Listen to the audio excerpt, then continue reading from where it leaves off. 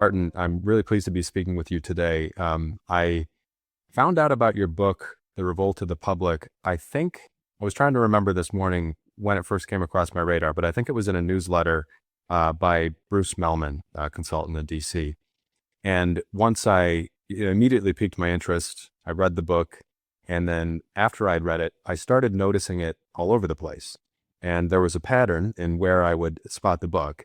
It was usually in references from many of the people I think are doing the best job of explaining the state of the world right now. And that I'll include onto you first. So that was why I really wanted to reach out and speak with you in person and get your take on the state of affairs today. But this is a rather eclectic podcast and an eclectic podcast audience. So some of the listeners may not be familiar with your book already. So I wondered if you could speak first a little bit about your background and how some of these ideas that went into the Revolt of the Public started to take shape. Yeah, sure. Um, well, I had a long career with CIA. I always say I had the least sexy job in CIA. I I didn't have beautiful women hanging on me or play baccarat in Monte Carlo or anything like that. I was an analyst of global media. It just so happened that I was an analyst of global media in CIA, which had an enormous reach into the world of open media, and probably the best bench of translators also in the world. At the moment when what I call the tsunami, the digital tsunami hit our institutions around the world. And I was not alone in noticing that as this tsunami smacked into various countries as they digitized at various rates, um, that there was increasing levels of social and political turbulence behind that, right? Now today that seems intuitive. Today, the idea that okay, well, the internet hits and things go haywire. Well, that's of course. At the time, we were saying, well, what's the connection? We really had no idea what the connection was, right? Why should a means of communication, where you can email your grandma or you can, that time it was, the very early days of Amazon, get a book, on Amazon. Why should this make any difference other than, accelerate things that were already there? Communication means are already there over telephone. And it was uh, it was a puzzle that was not particularly interesting to the powers that be at CIA because it was the people who were interested, who were uh, mobilizing into the internet at the time was mostly blogging. Uh, were not institutional players. And what you find about when you work at an institution like CIA is that's all they care about. Even tiny little non-governmental actors, and we're not so tiny like ISIS, that's kind of like a little institution. These were just individuals. These were just people. So if all of a sudden, for example, we had Egypt, the Egyptian media. I don't know if you ever seen the movie Looking for Humor in the Arab World. The Egyptian media at the time that I was there, I don't speak Arabic, but I would read the translations. I mean, it was the most painfully humorless, boring, dry as dust stuff. Hmm. The TV was, which was limited in time, was all Mubarak all the time. And let me tell you, he is not exciting to watch. So suddenly you get these bloggers, and they were blogging in English because at that time there was no software for Arabic for the script.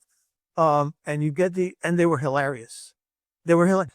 I mean, you would just fall down laughing, and they were all anti. They were all because all the media. They had of course an official opposition, but everybody was totally respectful.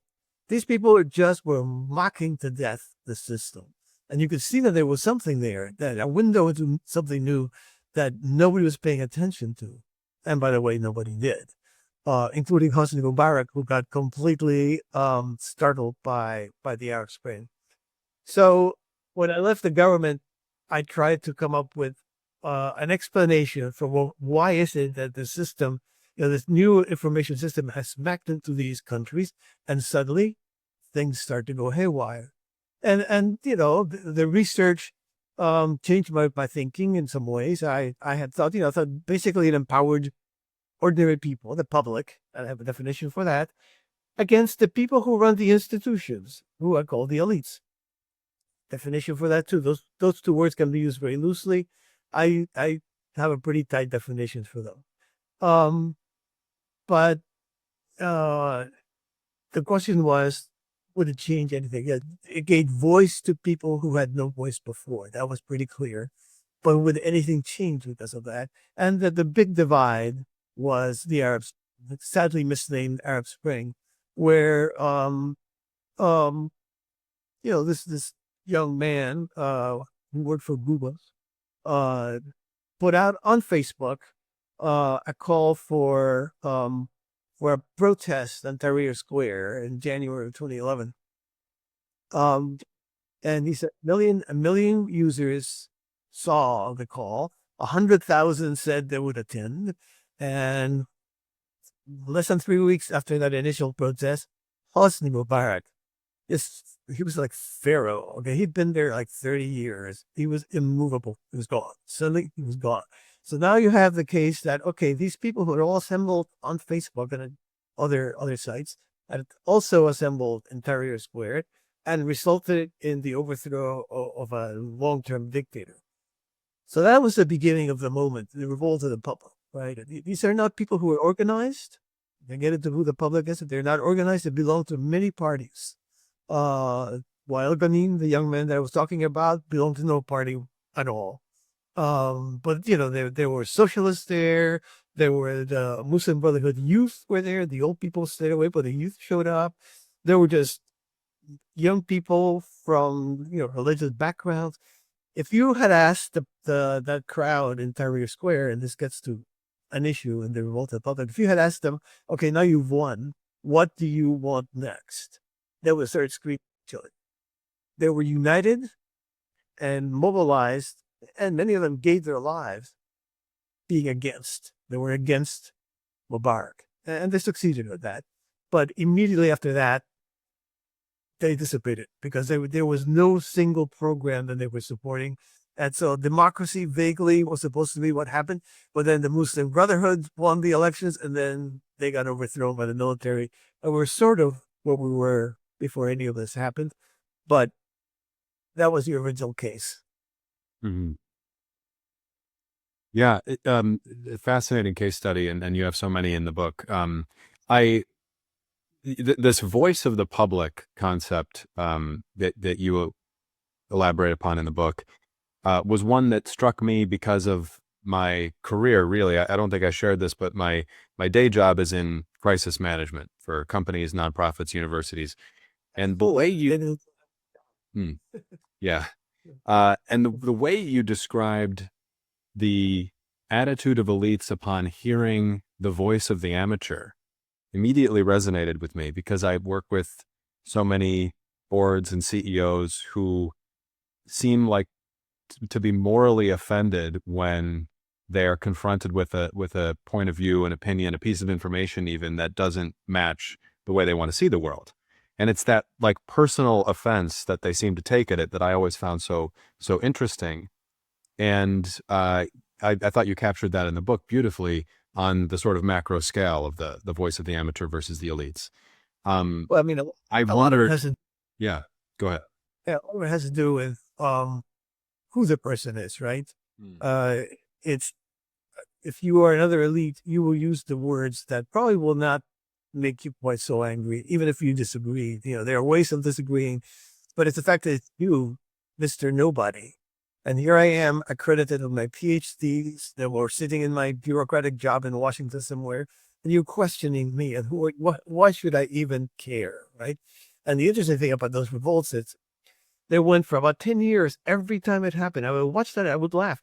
It was completely surprising to the governments involved. The ones in Spain, the ones in France with the yellow vests, the ones in Chile with the social explosion, all over the world. It was like, what the hell is going on? And after a while, they kind of figured it out.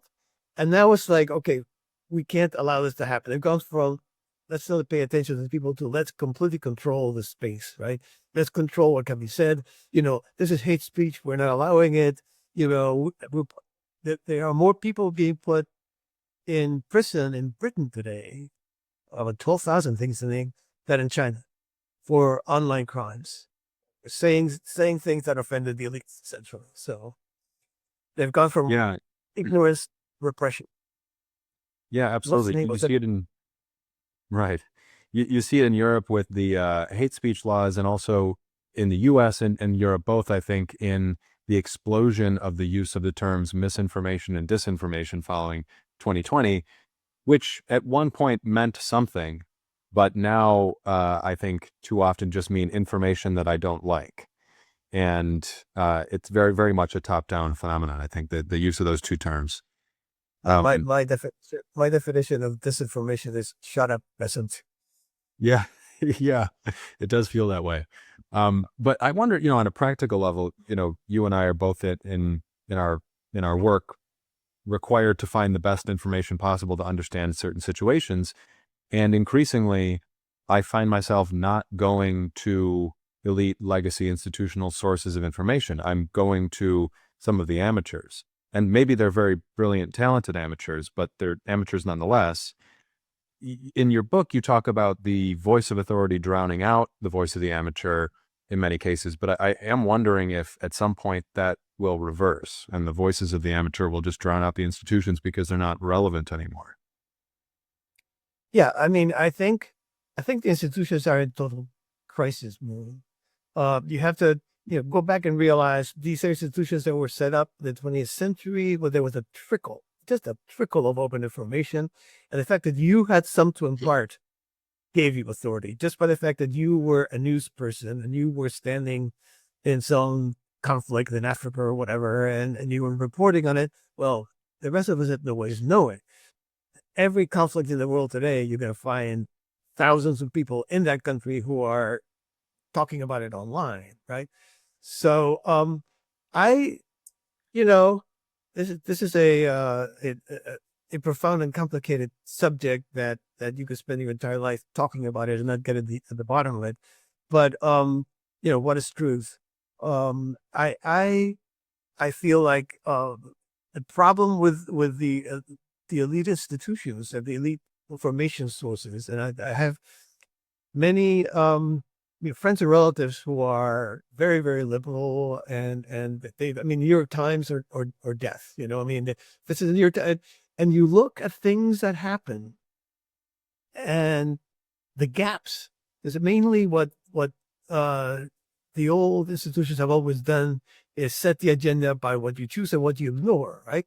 The gaps in you look at the non-mainstream stuff and what they're buzzing about, and there's silence on that.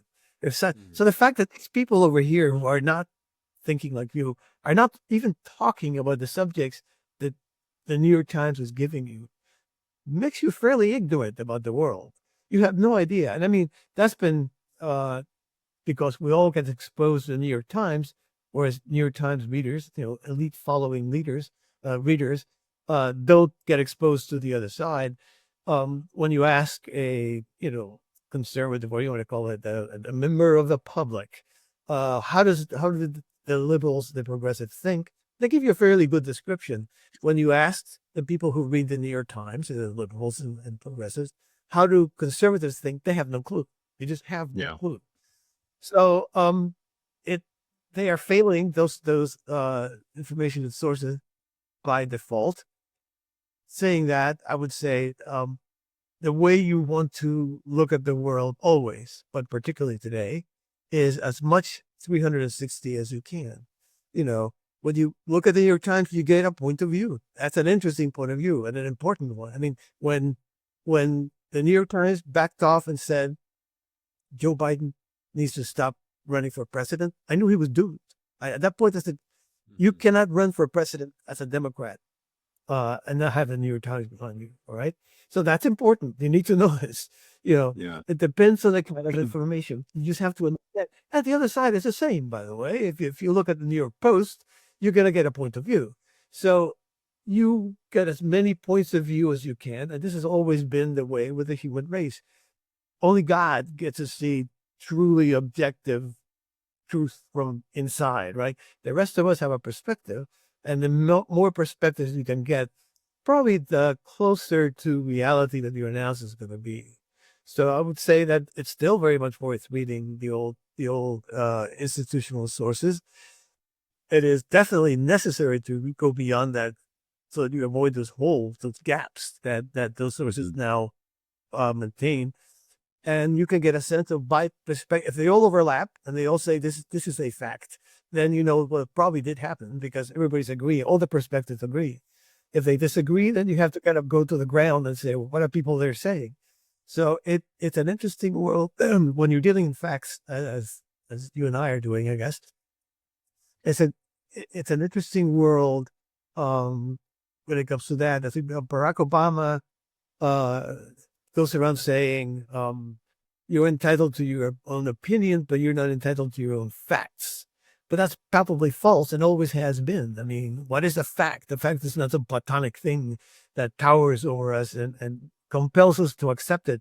It's something somebody has seen and reported on, right? And that person has a perspective.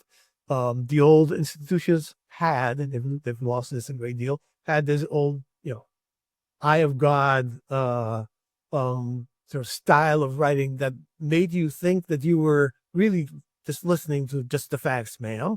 But there was a person there always, and the style was very, I think, deceptive. And nowadays they don't even bother with that much. So even our facts are disputable. Always have been, always have been. And if we have been made more skeptical and have been made maybe even a little bit cynical, we shouldn't be cynical and say it's all lies, but a little bit cynical, it's probably made us smarter. Yeah, yeah. So we're focusing quite a bit here on media and cultural institutions. I also want to talk about governments. In the book, you address the narrative that democracies are slipping toward totalitarianism or authoritarianism, let's say. And you hear this from prominent voices like Tim Snyder and Heather Cox Richardson, and you say no, liberal democracies are slipping into paralysis. I wonder now, 10 plus years on from when you first, first wrote that sentence, I would assume, do you still think that the trend is toward paralysis, or is there a shift in some other direction? Well, I always said, what you have is the digital dispensation, and now with AI on top of it, has is a powerful fragmentation effect. In other words, the 20th century mass world, mass media, we all saw the same things, mass consumption, we all bought the same stuff. Everything was done on a mass basis has fractured. That's what the internet does. It creates, it probably, I don't know if you could ever prove this, or probably what it does, it revealed the world of opinions as it really always has been, except you need to manage it, and governments and institutions like corporations just put no, everybody really wants more or less the same thing, right? So a fracturing of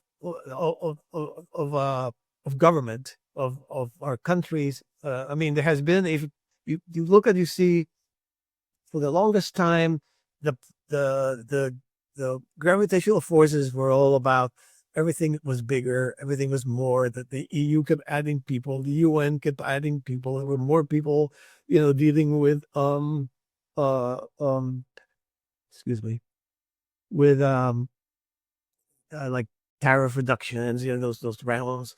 And then it starts to go the opposite direction. The Soviet Union broke up, Yugoslavia broke up, the Sudan is breaking up. There's, Czechoslovakia broke up. There's the trend is in the other direction. I think within countries, societies are kind of breaking up a little bit. And so I would say my fear, if you were looking for that, the threat to democracy is way less from totalitarianism or authoritarianism, because all the pillars of authority are collapsing. So it's hard to be an authoritarian when you have no authority. But barbarism, sort of like what a Spanish philosopher called Ortega said is the vertical invasion of the barbarians, and they haven't come over the border. They're us.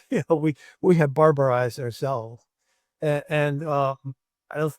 I'm an optimistic person. I don't think it's going to happen. But if you're looking for a threat, that's the one where we just break into war bands and start fighting each other, and um, it's just we winning and you losing, and there's no right and there's no wrong and there's no freedom. They just do it my way. So that's a possibility. Mm. Yeah, that's an interesting nuance there. I think there are a lot of signs of that happening. Thinking though of what remains of sort of centralized government forces, you interestingly point out that the public, as you conceive it, more often opposes than proposes, and you were just talking about this in the context of the Arab Spring. But I think you also wrote about Trump, at least when he first emerged as a political force, as more of a character of the border than the center, if I remember correctly. And in his first term, probably did govern somewhat like a person from the border. But the second term now has proven to be so starkly different from the first. There seems to be an ambition to exercise power effectively on a scale totally different from the first. So I wonder if you still really view Trump as a political figure, as a character of the border. Oh yeah, Yeah. yeah. Go ahead. And what? Ju- And if you see in the second term anything substantially different about the exercise of power and proposing as opposed to simply opposing. Okay, so you have um a couple of things. Yes, the public is against. The public is very fractured, as I said. And if it were to propose something, they would start fighting, but they unite and mobilize by being anti, right? This has several ways it manifests itself. They can go out and have put 1 million people on the street, like happened in Chile and in many other places. The system just kind of collapses because the show of public opinion against is so powerful that people say something has to change. Or there are these populists. The populists are people who exploit that sense of of alienation from the system and say, I am your man. Okay, I am the guy who's going to change the system. That's a difficult trick to pull because if you've been elected president, yeah, I'm going to stick it to the man, but wait, you are the man, right? So it's a hard thing to do. I would reverse what you said, actually. I think Trump's first term his rhetoric was absolutely wild, tends to be unchangeable. Um, but he was surrounded by these vanilla Republicans because he had no real following of his own. He was just kind of like this meteor that arose out of nowhere, right? Which is, by the way, what happens often in the revolt of the public situation. And he was surrounded by these vanilla Republicans, and it was a fairly vanilla Republican administration. This time, he had 4 years to build himself a real following amongst people who are experts in their fields and so forth. And I actually think he has come in, as you say, with a great deal of ambition about changing the system itself. All right. The whole point is the revolt is the system is not working. It's not democratic. Yes, we vote, but nothing changes. Yes, laws get passed, but nothing is done. There's a gridlock sense and a further sense that this isn't necessarily incompetence, it's corruption. That's the way the elites want it. They don't want to change anything. They want to leave it. So we get these people who get elected on one party or the other, but it doesn't really matter. We need change. That's where the thinking stops among the public, right? Nobody has produced an ideology or a program that says this is the change we want. Well, so Trump is kind of trying to come up with one. I think it's an interesting one. It entails what is, I think, a necessary thing. Whether he's doing it right or wrong, it's an open question. But which is a profound reconfiguration of the federal government. I think the major sticking point that leads to the revolt of the public is a sense that the public lives online at the speed of light. And government is this 20th century pyramid that doesn't even move, right? That's a big hierarchical, ponderous thing. Mm-hmm. Um, And there's absolutely no reason why in the 21st century, um, government shouldn't be flatter, faster, more interactive, as is the digital world.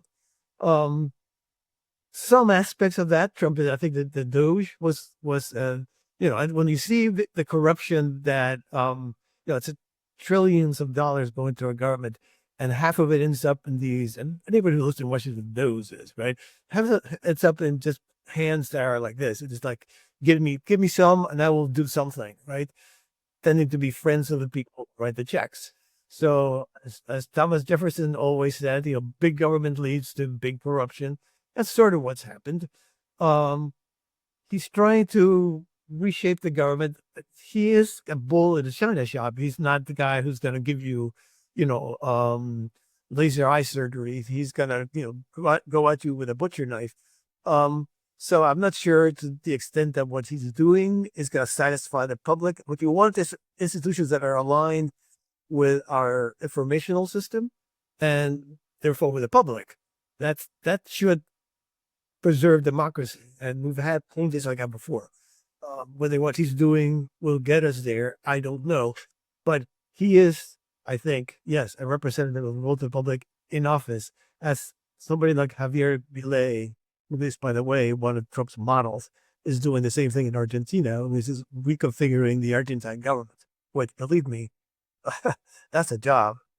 Yeah, yeah. Well, when you write about reconfiguring systems of government, you brought up the pyramid. Now, I wanted to ask you about that. Yeah. You speak about a need to sort of shorten, if not entirely demolish, the pyramid. You point out that human systems of organization have always been hierarchical to some degree, but the pyramid is simply too steep. I think it's certainly, Trump is reorganizing the federal government, but I'm not sure that I'm seeing any kind of shortening of the pyramid. And I think that's, partially borne out by the negative reactions to some of what the administration is doing. Um, do you see, I mean, am I missing something though? Do you see any evidence that the pyramid is shortening or may shorten after Trump leaves office and we have to deal with whatever's next? No, I don't. I think uh, whatever is going on is between Trump and his best buddies, and that's a very opaque group to me in many ways. I think he's doing some things that are correct. I mean, he's basically training. There are, for every activity in Washington, there are 8 organizations that are supposed to do it, and there's no reason for that. Okay, that's just money that's being spent because why not? I had a fellow worker at CAA that said, CIA is welfare for the middle class. There's like tens of groups within groups looking at the same issues. So I think he's doing there's progress in getting rid of organizations that are zombies, that have been zombies for years. They're just staggering around. They are bodies without souls, and he's just putting them out of their misery. So there's some virtue in that. But no, and I'll say this, okay. When Musk was there, and I don't know where this stands right now, I thought there was a possibility that and they were doing this, right? That if you put AI on the government, you suddenly, all that gigantic rabbit warren, termite hill, whatever you want to call it, gigantic tunnels and that were totally invisible to the public and to the president too, by the way. I mean, these are things they were doing this so they could control them from the top. Suddenly became visible. You put the AI on all these agencies and suddenly know exactly what you're doing. And the president, if he allocates $1 million to repair a bridge, can go through AI and see exactly what every dollar is being spent, whether they're actually doing it on the bridge, whether they're on time or not, who the company is that's doing it, etc. So you can suddenly make this gigantic opaque leviathan transparent, and all the people who are doing bad things are going to be caught doing the bad things. You can also, and that's the tricky part that has not been talked about or done, make that available to the public. In which case, without necessarily structurally changing the layers of government, you have, you have bridged the gap, because now the public can look at AI and see, oh yeah, they can also see they're not spending the dollars on that bridge, and that's corruption, right? So they had that moment with Musk. I don't know whether they're still doing that or not. They have some It really certainly seems talented. like not.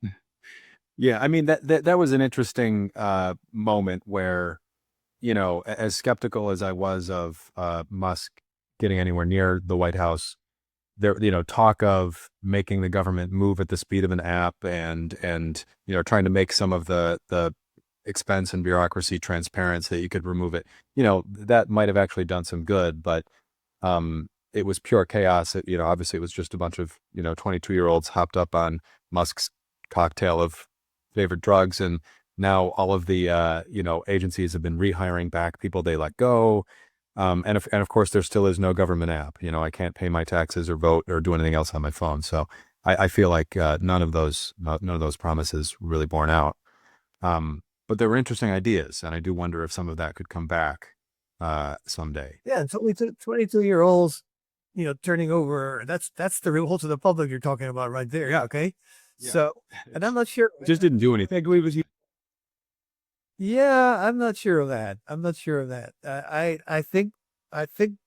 Well, let's wait and see. I Yeah. think there will be if there is no other effect, I'll say this one, which from my perspective is, especially having worked at CIA, which my entire tenure there was this completely apolitical organization, right? And the idea, you would have these directors of CIA that were powerful personality. You knew exactly what they thought about everything, right? And they were tightly connected to the presidents. But then you watch them retire, and they became these namby-pamby, very vanilla, because they didn't want anybody to think that that during their tenure, if they gave controversial political opinions, that during their tenure, the analysis of CIA had been somehow biased by the director's political opinions, and they were not. They my tenure there. Whereas that has changed completely, or changed under Biden completely in a very terrible way. So I'll say this as a former bureaucrat: if what's gone on with Doge, and it's still going on, by the way, and they still have so very brilliant people that I actually knew from before this last election, in that either in the administration or advising them from Silicon Valley. If the only effect is to terrify the bureaucracy, which had become totally anti-Trump and totally one-sided, into let's get back to neutral, because we don't know who's going to win next. It was a very stupid institutional move. It tells you our institutions are not brilliant, right? If it terrifies my old agency and government in general into thinking, let's not ever do that again, pretend that we're somehow fighting some righteous cause when half the country is voting for this one person, that might not be a bad thing. Yeah, yeah. Well, the bureaucracy certainly does seem to be terrorized, and I think there's a lot more to do. If there's actually an interest in, putting some of these lurking leviathans out of their misery, then I'd look to, the Department of Homeland Security first, and all of the half dozen agencies that are all focused on, defense and intelligence. I think we could really simplify and streamline that quite a bit. They haven't seen appetite for it yet, but it could happen. There are many more months in this term left to go. Yeah. I also wanted to shift from the federal level more to the local level, because obviously you have been quite skeptical of Zoran Mamdani in New York, but he also seems to be a man from the border. The similarities between Mamdani and Trump seem to multiply by the day. They both, I think, pay attention to non-institutional, centers of media and culture, and they're speaking directly to the people in a way that we haven't really seen before. Even though Obama went on podcasts and things like that. I mean, Trump governs by tweet or by Truth Social post, and Mamdani is kind of going direct with his policies via Instagram, TikTok, whatever. So how do you think about those two characters and those similarities? And do you think there's anything substantially different in the way they're actually governing? Are those similarities just superficial, or does it run deeper? They're totally superficial. And they're there. I mean, superficial doesn't mean they don't exist. Um, they are, I think, character-wise or personalities. These are these two total experts. So they talk to each other on the telephone. They go like, "I'd love to have that conversation. Who's silent long enough to hear the other guy?" Um, so I would say the difference is Trump really is a product of the revolt of the public. What is Trump's ideology? It's not the public. What is the ideology of the public? Who knows, right? It's against. What is Trump's ideology? Who knows, right? Depends on the day and the moment. Um, Mamdani is a socialist, and he is a special kind of socialist. He is a socialist from, the wealthy side of New York City. So that he is kind of like what they used to call a limousine socialist, right? Um, and that is an old-fashioned thing. Socialism to me has nothing to do with the role of the public. The personalities like AOC and Mamdani, but you see what's happened with her, and you see what will happen with him. I guarantee is, they just get co-opted. They get co-opted into the establishment in a way that, for example, they tried to do with Trump in the first term and successfully, I think, but couldn't manage in the second. So I feel like the difference is Trump is a change agent. Mamdani, I swear to God, I mean, it's hard for me to take him very seriously. He's the man who's done nothing his entire life.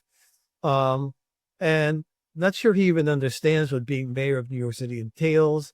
Already, his idea of he wants to kill all the gifted of town schools and stuff like that, or the entrances into the special high schools for science and the arts and whatnot. Basically equalized down to the lowest possible level. I mean, New York City school system is one of the great schools, the biggest in the country, one of the great school systems in the universe. Count the number of Nobel laureates that came out of there, a bunch. And that's because it's based on excellence. And he wants to eliminate that because excellence is inequitable, right? You are a genius and I'm not. I guess I'm inferior in some way to you. That's not right. So let's just somehow or another, we're going to get rid of that.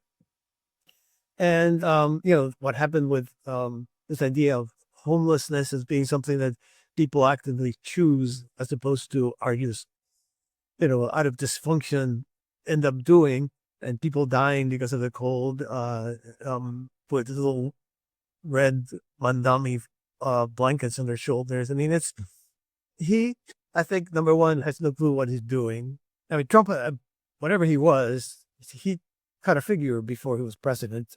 He had built towers. He had been a reality TV star. He kind of figure.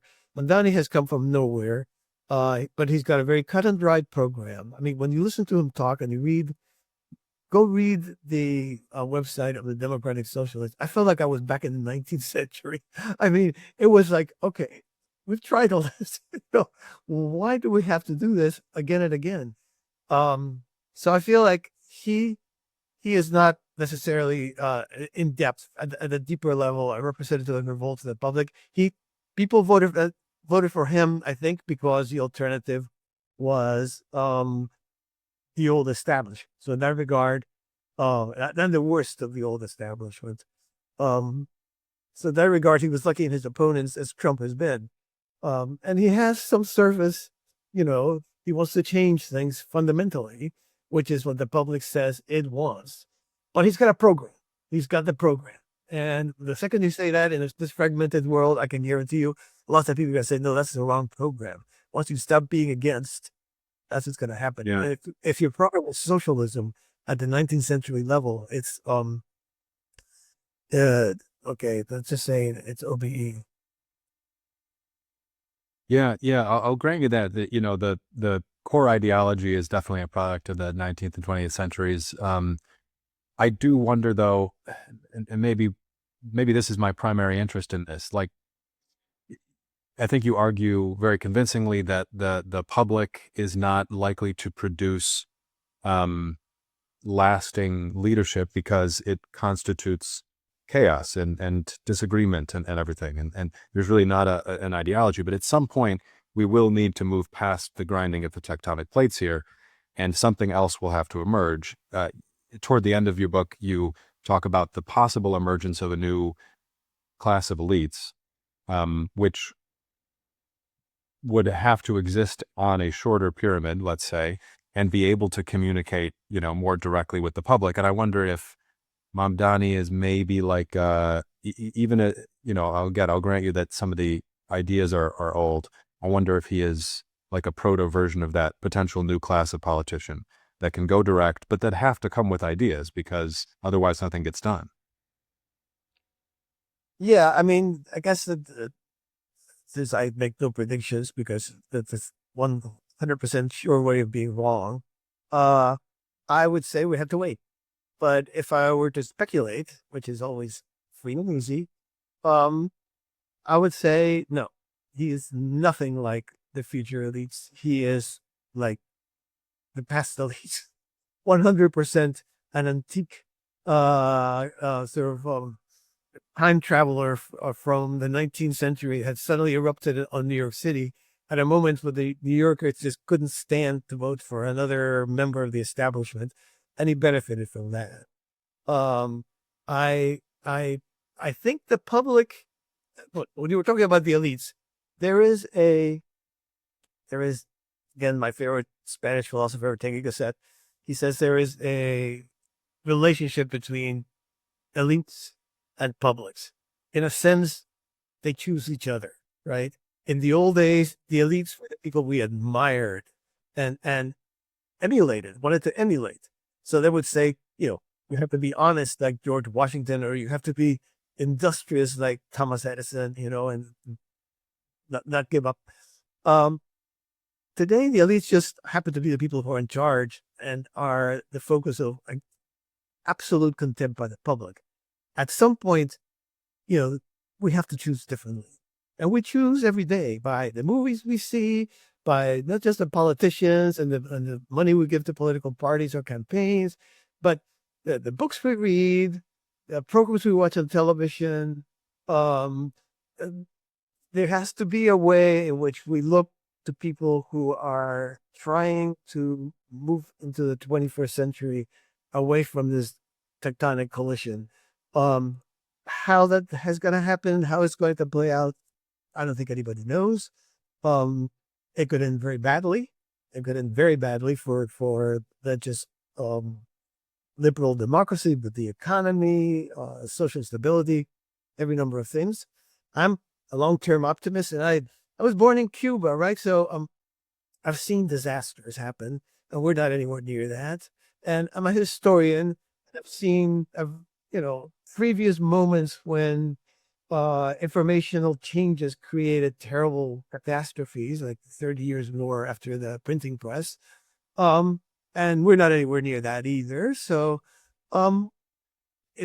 there's a almost Darwinian evolutionary process through which we will eventually select elites who understand the informational environment, both the digital and AI, know how to exploit it, know how to include the public in that equation, and we'll be back to just dealing with issues versus dealing with structures.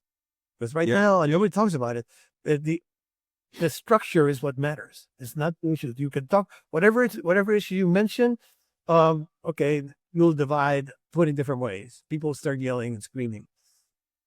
Until you fix the structure, that's gonna continue. Yeah.